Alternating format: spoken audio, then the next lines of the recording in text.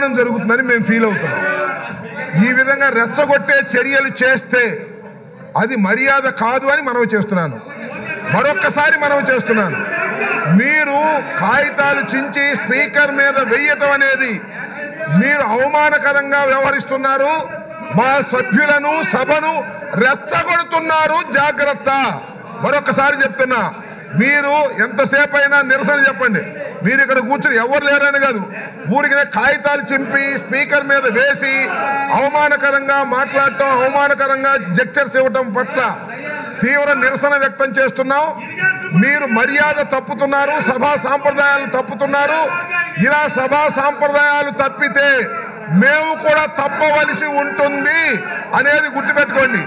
కాగితాలు చించి ఆ పుస్తకాలు చించి మీరు వేసేటటువంటి ప్రయత్నం చేస్తున్నారు. ఇది మర్యాద కాదు. అసలు మీరు సభలో ఉండదలుచుకున్నారా, వెళ్ళదలుచుకున్నారా? వెళ్ళదలుచుకుంటే చెప్పండి, మీ అంతటా మీరు వెళ్ళండి. ఒకటి లేదు, సస్పెండ్ చేయించుకుంటారా చేయించుకోండి, లేదా అలా కూడా వెళ్ళరు, మార్షల్తో నెట్టించుకుంటారా నెట్టించుకోండి.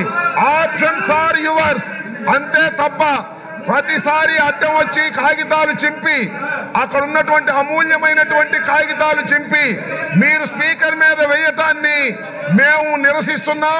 అది తప్పుపడుతున్నాం, అది సాంప్రదాయం కాదని చెప్తున్నాం. అలా చేయటం వల్ల మేము రెచ్చిపోవాల్సిన పరిస్థితి ఏర్పడుతుందని కూడా సున్నితంగా హెచ్చరిస్తున్నాం. జాగ్రత్త అని కూడా చెప్తున్నాం. అధ్యక్ష, వీళ్ళు